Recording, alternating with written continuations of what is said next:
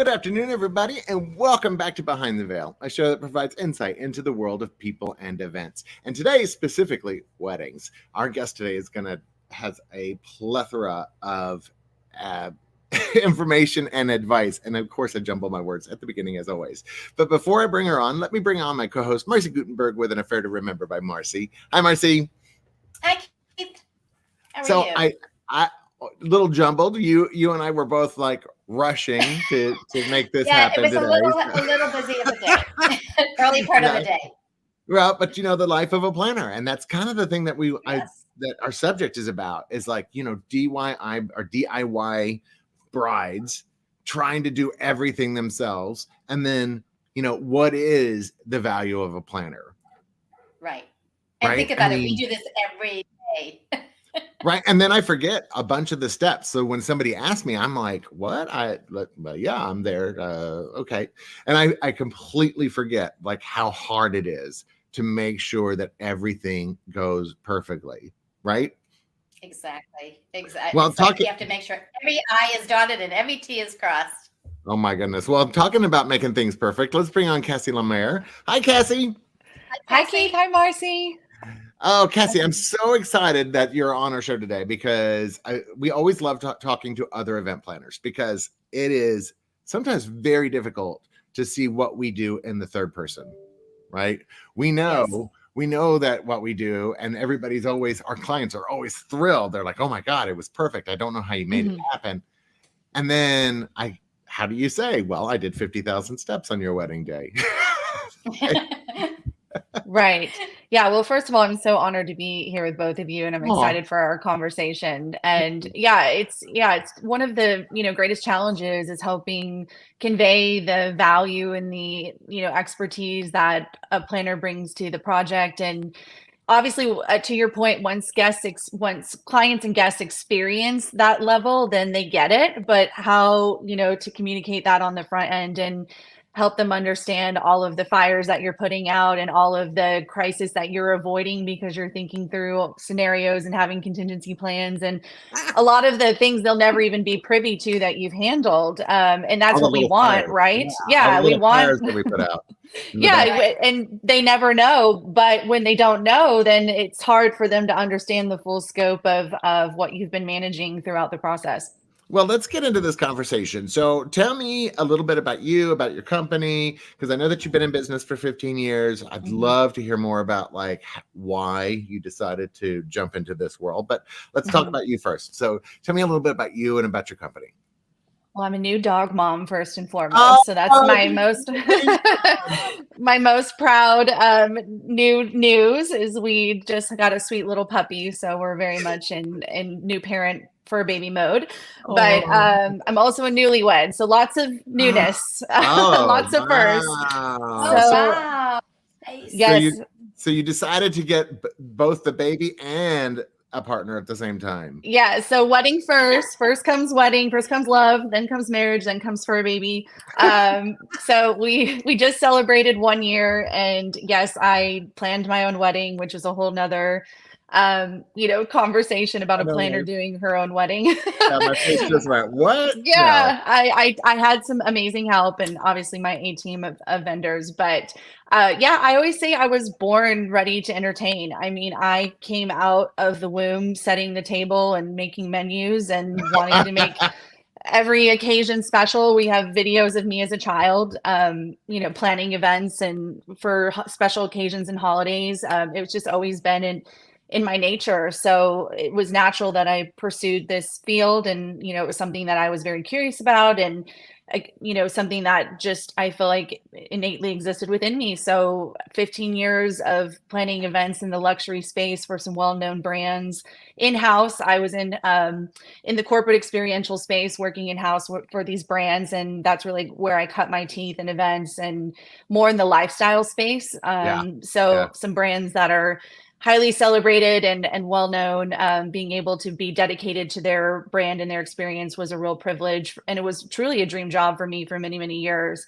And then in 2018, I launched my own firm, Cassie LaMere Events, and now celebrating 5 years of doing luxury events in the corporate, social, and wedding space. Wow. And I love the way you said celebrated brands instead of name dropping, because I've said many times like, oh, let me pick up that name for you. Very fun. I was like, beautifully done. Thank you. Why weddings? Why weddings? Because I mean, it's hard. This is not an easy profession. So at one point I heard one of the articles out there said that wedding planners are in like the top 3 or 4 most stressful jobs in America. So I mean, was there something like I know that it was calling to host events, but was there something specific about weddings that you were like, that's where I want to be? I sometimes call myself the reluctant wedding planner because I didn't necessarily want to be in weddings. I love weddings, which is why I didn't want to be in them, because the saying, you don't meet your heroes. Like sometimes just when you go behind the curtain, the magic is lost. And so that's why I always talk to our clients about select few weddings. We have the privilege of being able to work mostly with our legacy clients who we've collaborated with for many years. And when someone reaches that milestone within their family, then it's a natural fit for us to also be a part of the wedding occasion and celebrations. But I truly love them. I always have. So I try to protect that and, really be mindful of the projects that we collaborate on so that they're in alignment with our goals and our vision. And really just more, it's about just a relationship, just being a fit for us and for the client. So we're very honest about when we're not a fit. And also just, that's kind of an ongoing journey for me as a business owner, right? Is figuring out which projects, we want to bring on and dedicate our resources to. And then also we are very much a boutique agency. So we do a select number of events a year because of the level of detail and customization and high touch service that we provide. It's important for us to maintain that quality, and we, don't want to. I think it's great. I think there's a lot of pressure in our industry to just do more and more and more. And I think it's important to look at what success means for you. And it's not necessarily hundreds of events and a rotating door of clients. For us, it's being the agency of record for the clients we work with. And we do all of their events, whether it be corporate or social or, those weddings and really special moments. So it was interesting. We've had somebody on in the past that, somebody that talked about businesses and what you want to be long-term as a business owner. Do you want to be somebody that manages other planners, or do you want something a little bit more boutique where you are directly involved with your client? So I'm assuming that you've decided to be the person that you're more directly involved with your clients. Correct. Yes. And I think that's one of the value propositions for our clients is we fall in love. It is a relationship. It's dating, it's courting. And, and so it's important to me that when they entrust our agency to plan their event, that as soon as they sign on the dotted line, I'm not like, okay, great. Nice to meet you. Here's, so-and-so that you've had no relationship with. And now they're going to be, the person that you're working with for the next year and a half. So our clients know that I will always be involved of creative direction and oversight and involved in the process. Of course, we have a team that supports our events, but I like to streamline that communication as much as possible, because I also can't stand when you need to reach out to someone and you don't know who to contact, because there's, so many. Yeah. So we really, I try to stay client facing and be that, helping guide them and navigate them through this process, because there's a lot of decisions to make, obviously, and a lot of emotions and stress. So we try to make it as comfortable and accessible as possible. And fortunately, a lot of our clients, because we have that level of trust with them, really do know that we can operate as an extension of them, and they're not, they don't have the capacity and the time to be involved in every single decision. So they do allow us that autonomy to operate on their behalf and, really refine options and decisions and getting it to a place where we can come to them with a few things and they say yes, no, or change this. And so obviously there's a lot of work going on behind the scenes to get to that point. But I did choose at this point, at least, to, be more in the boutique space, because I value the the dedication that we can provide. Our clients know that leading up to their event, all of our resources, it's all hands on deck with their event. We're not juggling 3 events in the same day. So when all of those last minute needs come up, we're, nimble and ready to assist and not being pulled in too many directions. So this is, it all sounds like amazing. You have achieved the dream I think that most event planners want to get to at some point, is being able to, select their clients, being very specific. But, yes. in all honesty, that's the most weddings that are out there are kind of do it yourself weddings, right? And so, the idea is what kind of advice do you give a bride that says, look, I know what my budget is, it's limited. How do I do this? And obviously I'm always like, you need a planner, because the planner is going to save you money long term. Right. It always does. But what kind of advice can you give to that? Yeah. I think it's important do it yourself. Sorry. to think excuse me. I think it's important to think about the experience that you want throughout the planning process and on your wedding day or wedding weekend. And really being honest with yourself about who you are and what's important to you as a couple. And I think there's a lot of things that you can't anticipate, or if you haven't worked in this space, you're not aware that are going to arise. And so are you someone that, can handle that extra layer of stress? Are you comfortable with being wearing multiple hats day of, or are you wanting to be, the bride or the groom and really kind of being present for that experience? So I think there's some soul searching that has to be done about what you envision for your experience, because it goes by so fast. And, the worst thing I would want is for someone to have regrets about how they, and that is the case. It does go by so fast. And so, I've had brides, and I'm on the team. Like, they've already hired me and had me on the team. And they're like, what my thinking is that my bridesmaids are going to do the centerpieces. No. I'm like, what are you even talking about? Do not go there. Like, you, right. You had the budget to be able to hire me. So don't skimp on something else. Because you spend that extra and they won't money. Show up. Yeah. And ultimately they never be. Ultimately they're coming to you the day of saying, can you add this to your plate? Can you do this for us? Like assembling drop gifts or welcome bags, or and at that point, I have a responsibility to be protective of the job that we've been hired to do, and all of those little add-ons pull us away from the role that we're contributing to the event if they have engaged a planner. And also there's a scenario obviously where someone has chosen not to and do it themselves, but it's unfortunate that those conversations are really difficult. But the minute that I pull my team off of what we're responsible for managing and putting it on something that we weren't anticipating having to manage, then that's where things can fall through the cracks, or balls can be dropped. So I'm a big believer in, for us, we will not engage on like a day of, or kind of a short-term capacity leading up to a wedding.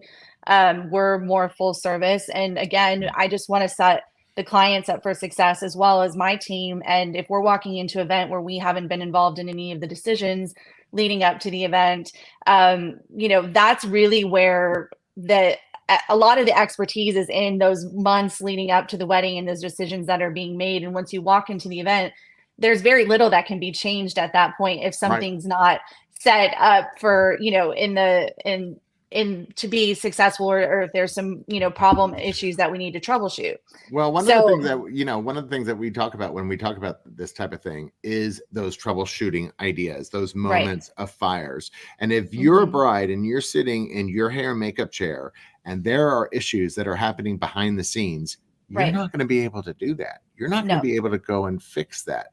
And I think one of the issues that we run into a lot with do-it-yourself brides is that they're working with a hotel or a venue that has a catering manager in place. Yeah, they have a planner. Yes, they do. They have a planner, even though most hotels now are requiring at least a day of person. I wish they would require more than just a day of. because the hotels want to make money. That's their job. I mean, I come from the hotel world. I mean, I used to be a director of catering for Ritz-Carlton. And so, you know, we would get some of these high valued events in-house being a Ritz-Carlton. And the problem is even some of these high valued moments didn't understand the logistics that are required in order to create a seamless event. And then you throw in alcohol and personalities and, you know, psychological issues that the family has instilled those buttons throughout the years. I mean, it's a ticking time bomb, or it could be. It is. And, you know, also speaking from experience as someone who just got married, you know, hello, and I knew that when it came to the wedding itself, like I wanted to be bride. I didn't want to be planner. And I know all of the things that happen behind the scenes. I know all of, I've seen it all. And so I probably knew too much, which gave me a lot of anxiety. But you know, that's why I even engaged a planner to be a part of our wedding, even though I was designing the event and obviously knew everything that I wanted, because I mean, heck, this is what I do, and I've been dreaming about it since I was little. But I know the value of a planner and the experience that I wanted to have for myself and for my, you know, my fiance and my family during the wedding weekend. And so it's all of those things that, again, our job is to make it feel seamless and that nothing went wrong and everything was perfect, and the client isn't privy to that. But it also is a little bit of a detriment, because then they don't know all of the things and all of the strings you've pulled behind the scenes to make this happen for them. The favors. Oh my God. The favors. Oh yeah. And the amount of time, I mean, I can't tell you how many times people have come back to me like, oh my gosh, you know, I thought I was going to do this myself and it took so much time, or I don't have the time. And realizing really how much work goes into, because I think a lot of people are like, oh, I can plan an event. Like that's easy. I can do that. I did my sister's wedding. So I hear that a lot. Like, oh, and like to your point, like, oh, our venue has a planner, our venue has that, and understanding those roles and what that scope is definitely an education process for our industry. So what if, you know, for a bride that is, let's say, and this is most of America, has a very specific, strict budget. What my first piece of advice is, obviously hire a planner. My second piece of advice is don't invite the mass amount of people that you want to invite. I understand that, you know, you went to other people's weddings and you feel like that there's an obligation to now invite them to yours, or that the second cousins and the third cousins are all expecting. It's like, your budget is your budget is your budget. If you really want to have the wedding of your dreams, invite less people, because that will change the amount of money that you're spending drastically. It's like, okay, if you can't afford 100 people to come to your wedding, or trying to figure out how to afford 100 people, get rid of that stress and do 50, right?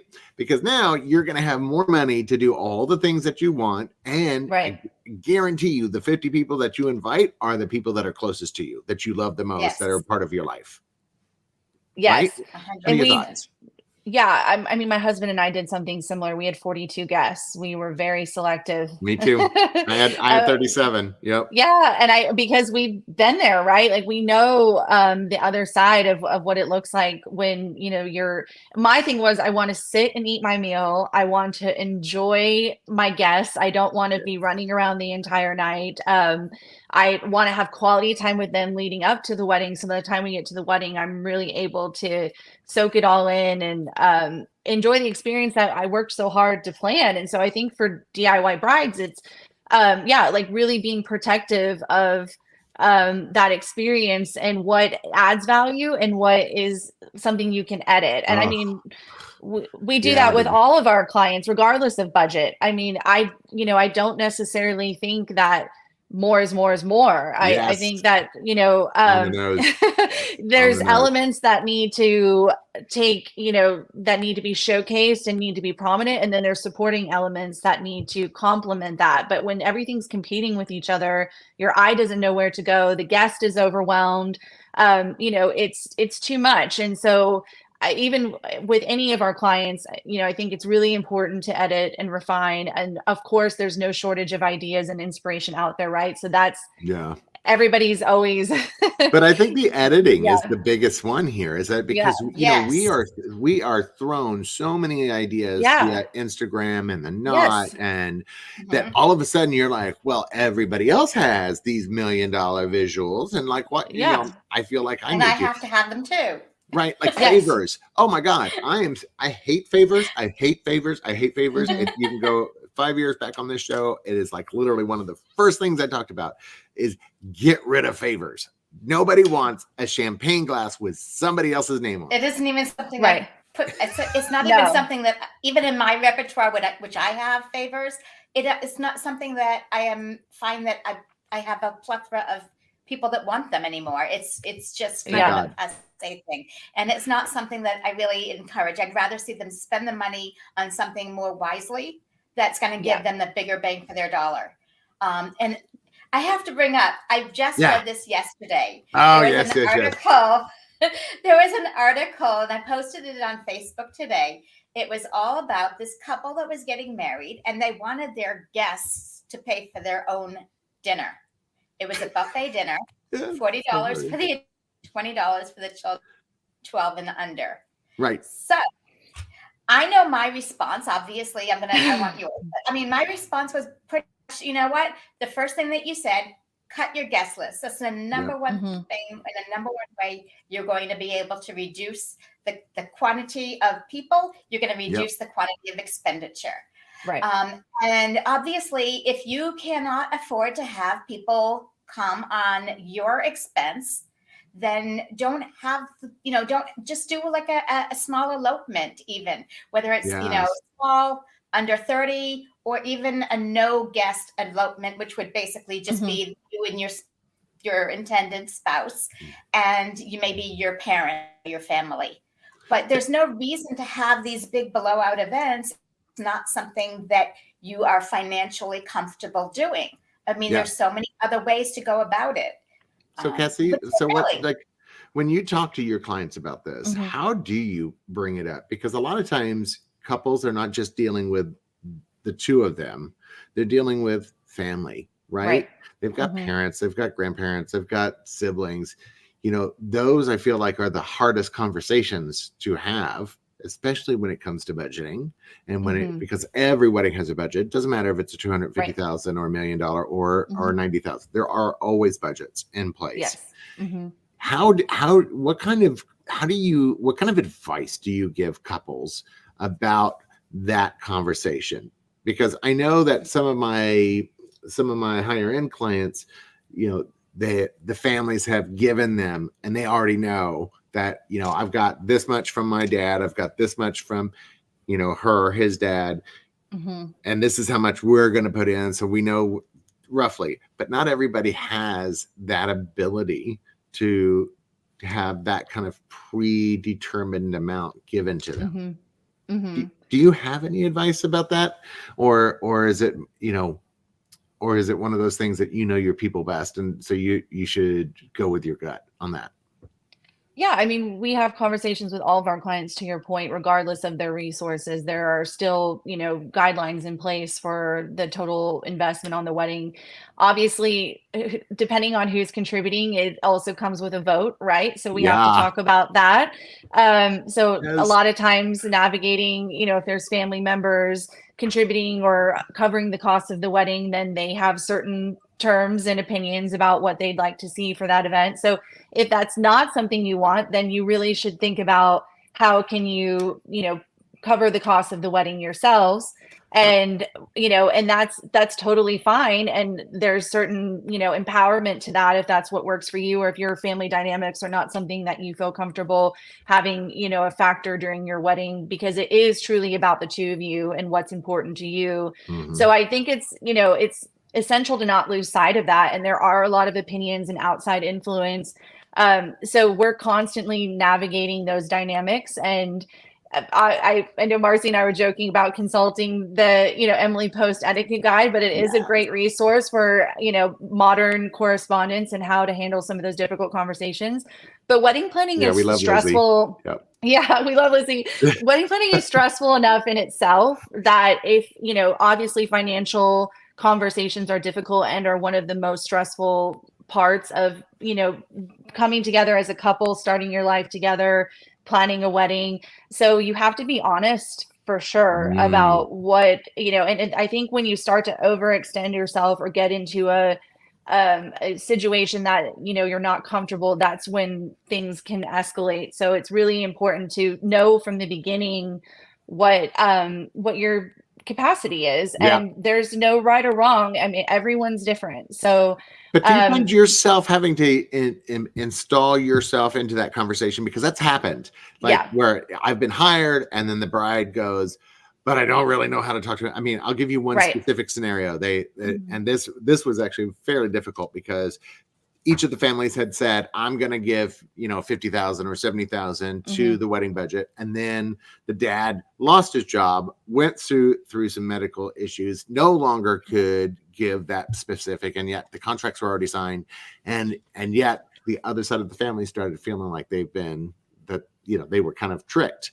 And so, I mean, the bride said, is there anything to do? Can you do anything? And I actually did a group meeting. I said, okay, we're all going to meet together at a restaurant and we're going to sit down and I'm going to have a come to Jesus meeting with everybody. Yes. And but not everybody knows how to do that or does it tactfully.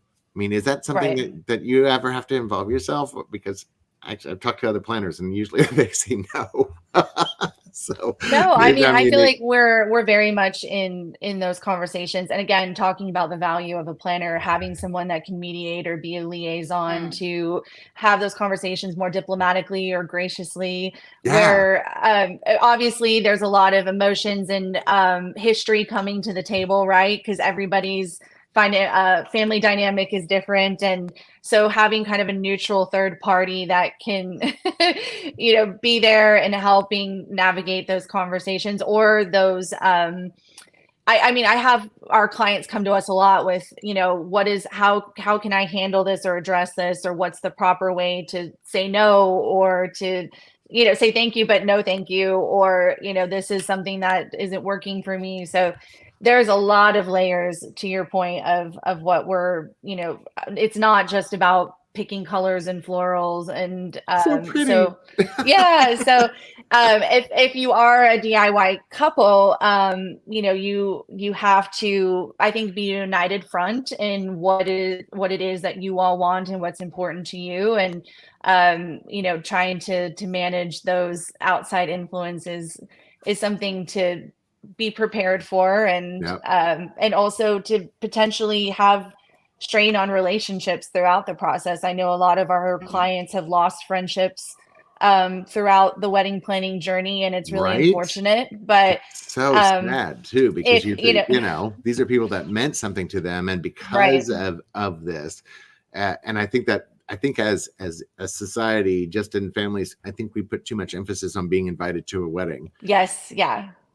And that you should just let it go sometimes. Sometimes it's like, well, you don't know what they're going through. So, relax on that a little bit. Yeah. And the couple, to your example, the one that, is doing kind of crowdfunding their wedding. What a nice way to put it. Oh gosh. What a nice way to put it. Crowdfunding, Marcy. It's crowdfunding. I like that.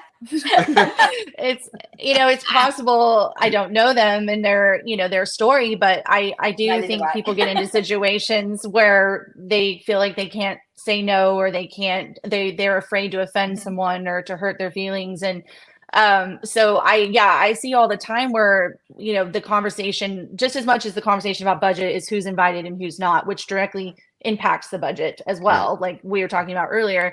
But I try to talk to our couples about that. Unfortunately, people don't have the ability to not make it about them as much as it's not about them. There's certain people that their true colors, start to show themselves throughout, and it's not all bliss throughout the planning process, and the relationships sometimes that unfortunately are lost, or if someone can't really compartmentalize those two things and be supportive and happy for you and the choices you've made, it is part of that wedding process. So I think it's important for couples to prepare themselves mentally for that going into it, because they're I think we all romanticize the process of planning a wedding, but there are a lot of other things that come up that are necessarily something that you might not anticipate, or might be more emotionally stressful or challenging throughout. Do you think these books, these self-help books, these wedding books that supposedly help you how to plan a wedding are worth the money? Because I know that I've looked through some of those books and I'm like, what are they talking about? The timelines are all off. When you have to hire a vendor is all off. I mean, Yeah, everything, right. and then, and we talked a little bit before we went live is that there's a price difference between like South Florida and the Midwest. Right. And that you can't always trust everything that you read. So like, when the Knot comes out with an average wedding is $30,000, we as professionals in South Florida Yeah. are like, what? Like how many people came to this wedding? And I think that I feel like some of the professionals in our world aren't giving realistic advice. They do these books in order to sell them. They do these, these articles in order to get more clicks. And at some point, somebody has to stand up and say, no, that's not how the real world is. Right. I mean, even when it comes to like stationery, whether it's the day of papers or your invitation, if you're sitting there making these components yourself, there's a cost to the products. There's a cost to the printing. There's your time. There's all those. Your time is valuable. I mean, you're sitting there taking care of that. There could be a million other things off your checklist that you need to take care of for your wedding. There, all of those components. It's just one facet of many facets within the wedding. So you have to really sit down. Are you doing it because you like to be creative and you are artistic and so forth, and you want to play and you want to have fun? Or are you doing it to save money? Because if you're doing it to save money, I can tell you right now, you're not saving any money. Yeah. But if you're doing it for the other reason, because I want to make something and I want them to have something I personally made, that might be a different story. Yeah, I get that. Yeah. I get that. But what's your thoughts on that, Cassie? Well, I think it all comes down to our job is about managing expectations across the board, right? And so when there's certain narratives put out in the industry that are information that people are referencing, or they, without really having the context of what all went into that particular data point.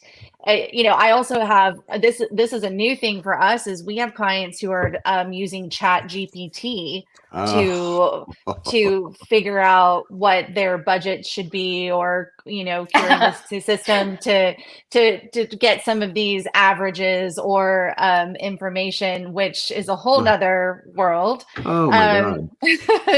So the information is like, first of all, that information that you find on Chat GPT isn't even current information. It's like 3 years old at least. Well, and ChatGPT lies. It lies. We all know it lies. I mean, it's all based on, it's learned information. Right. Yeah. So if that information, has not been validated or, proven to be factual or current, then, it's really not of any value. But, people are using that as a resource.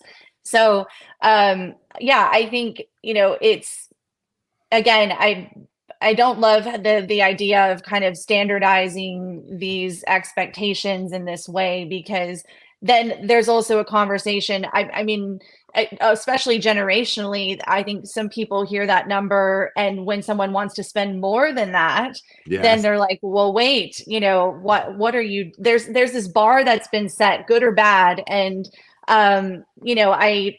some people think that they're not doing enough, and some people then think, well, this is extravagant and ridiculous. If you're choosing, the average wedding is $30,000. So what are you doing spending, $500,000? So, God, that I didn't even think about that. Yeah, I think it goes both ways, right? And I know also generationally, there's huge differences about what was spent on a wedding, and our parents' generations, or and it continues to evolve. So. I agree. Like there's a lot of information out there to make this seem, accessible or doable on a, micro scale. But I'm also very interested in this subject because I do have a desire to provide inspiration and tips and, for our party loving community that wants to know how to, host their own event or to learn from our experience. So it is a fine line of figuring out how to share what we've learned and to encourage people to seize the opportunity to celebrate, but also, again, going back to like managing expectations and the realities of what it costs. And obviously we've all seen a significant increase in costs across the board for materials and labor over the last several years, and the demand. And all of that is, heavily influencing whether you're planning your wedding yourself or not. Like those are realities of, like Marcy was saying. So you're not necessarily going to be saving money in the long run by choosing to, eliminate one of the roles in the process. And likely, like you said, you're probably adding to it ultimately because your vendors have relationships where they can call upon certain, certain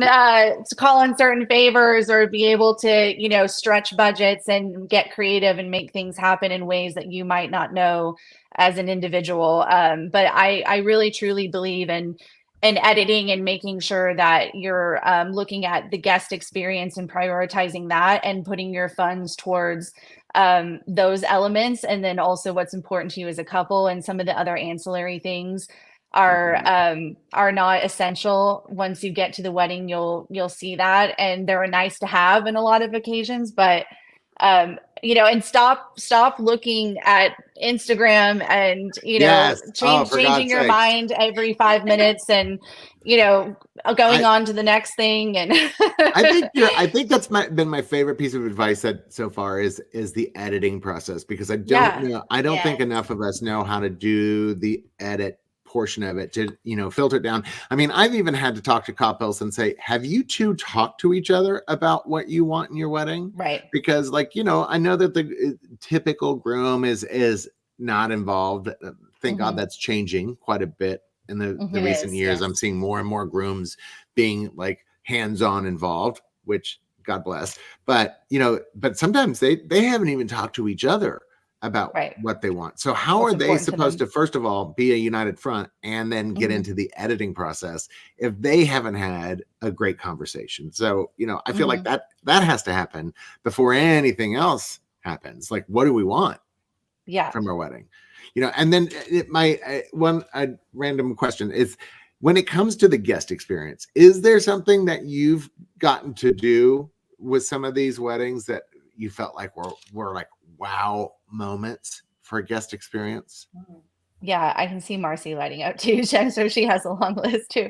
I start, one of my first kind of elements is entertainment. I mean, it's always such an essential part of the experience and the vibe that you're looking to create. So there are moments, those wow moments can exist within, investing in great entertainment and some of those surprise elements. So I highly believe in, not cutting corners there. And then also making sure that, there's little details that don't cost a lot of money, but can be very personal to you and can tell your story. And I think those connections that guests can make with the hosts and the couple are what are really going to be impactful, and not that they, went over the top on the floral budget, or, there's a time and place for things. But, I think those moments where you can infuse their story and what's authentic to them. My goal is always, when you walk into an event, I want them to say, this is so them.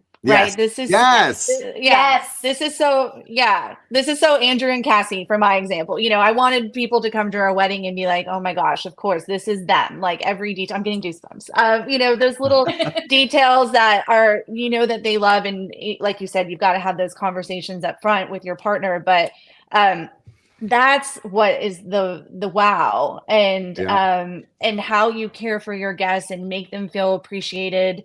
And that one of my things is, like, a lot of these ideas sound good in theory, but as we know, when you start breaking down the logistics of them, they're a nightmare. And so, clients get caught up in these flashy, escort card displays or, some sort of a beverage experience. But we know behind the scenes that it's not ultimately going to live up to their expectations, or it's going to create a bottleneck, or it's going to be a nightmare for people to find their escort card, or so that's the kind of stuff that we learn through experience that a DIY couple isn't necessarily going to know.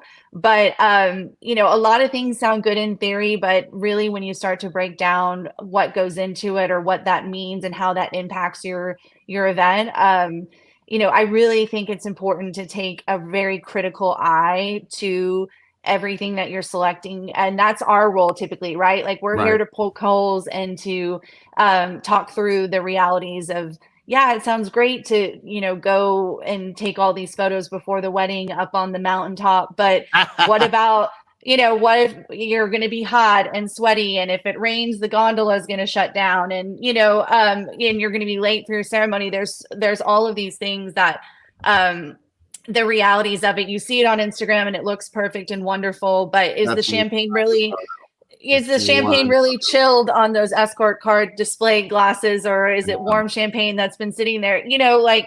Obviously we would never allow that to happen, but if you're doing it yourself, you might not know to ask those questions.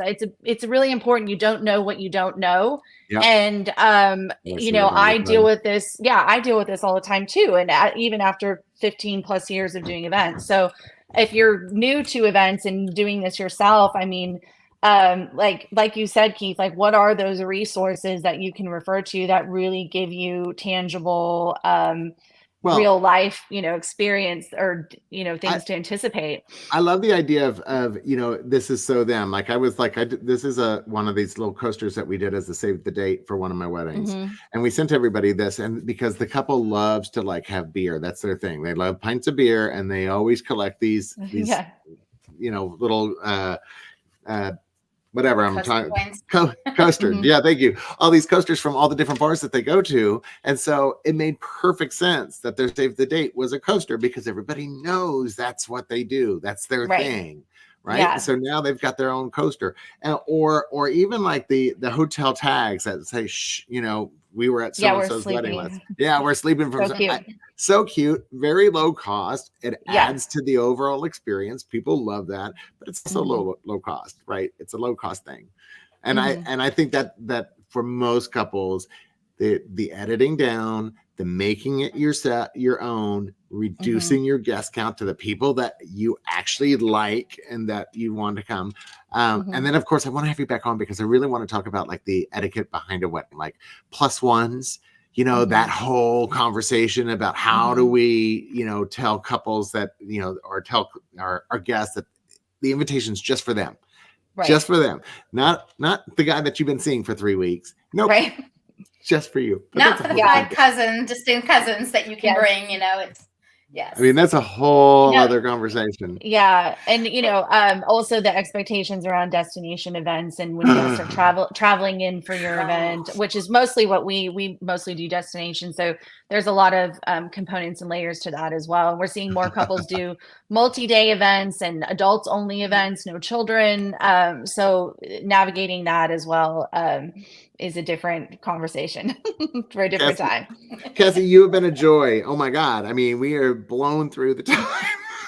It's like, it goes by so quick, just like a wedding, guys, just like a wedding. If you're But and I think, again, as someone who's just been through it and been on the other side, I do have a very intimate understanding of what it's like to feel that pressure and those expectations. I mean, everyone said to me, oh my God, we can't wait to see your wedding. I mean, a planner doing her own wedding. I mean, so the pressure that I felt to deliver a certain experience. And so I really had to continually kind of go back to those guiding core values of what was important to us and personal to us, and let the rest of it, because I've seen it all and done it all. Right. Yeah. So my bar is here. Right. And and even for me, like I had a certain resources that we were working with as a couple, and it wasn't an unlimited budget, and it wasn't every trick in the book. And so I did have to go back to practice what I preach, I guess. And I was about to say, one of the piece of advice is like, write down the 3 things that are most important to you as an experience that you want as a couple in your wedding, and then protect those. Everything else, it's up for the chopping block. Yeah. I also Right? think, like, I mean, if you're talking, whether you're talking, you got engaged after 6 months or 6 years, Mhm. after you get engaged, there is a period of time before your wedding that you're still in that courting phase. You're still in Mhm. that woo moment, Mhm. or whatever you call it. And I think that time that you're spending with your significant other is something that, that's your time to talk to each other and really get on the same page before the wedding.